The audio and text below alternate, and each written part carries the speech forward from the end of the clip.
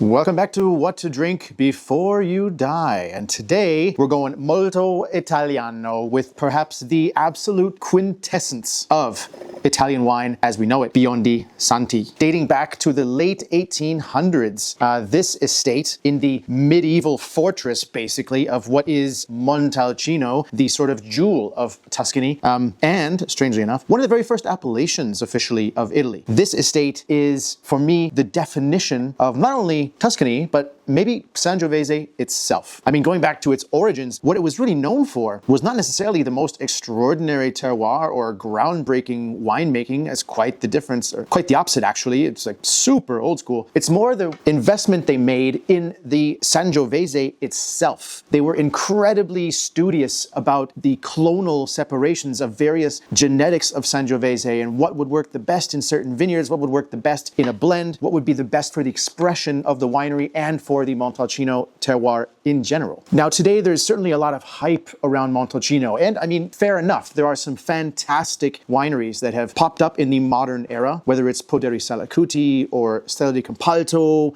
or Castello Romatorio, or I mean there's actually more than I have off the top of my head, which was not always the case. Back in the day you could probably count the truly great Montalcino producers on maximum two hands, I would say. But the king was always Biondi Santi. And the prices are skyrocketing, which of course makes knowing these wines not so easy unless you're willing to shell out more than a few bucks. But it's still incredibly important to know, because the impression of Montalcino is maybe one of like, oh, these are big, burly, massive wines. I know back in the States, Tuscan wines are one of the first things that collectors and drinkers gravitate towards, probably because of its sort of inherent kinship with Napa Valley, the way that it feels and looks, the climate, also the fact that a lot of winemakers emigrated from Italy to Napa Valley.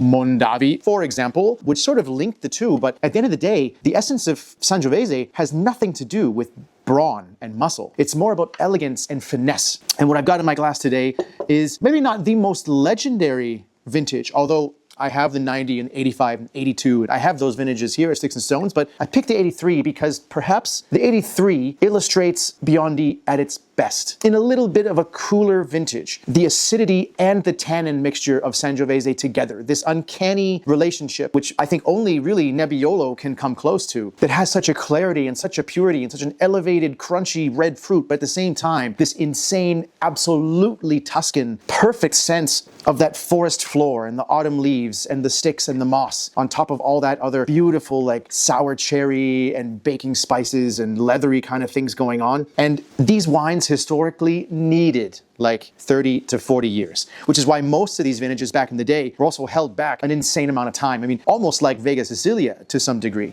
which almost nobody does anymore, of course. And hey, I get it, that's a whole lot of dead capital laying around. But to know Biondi Santi is really to understand the older vintages and where it came from. And they age better than almost any other Italian wine I can think of. And up until its sale in 2016 to a French luxury brand, you know, I guess I can be a little bit predictable in being such a broken record about the old school and how I'm such a fan of the old school.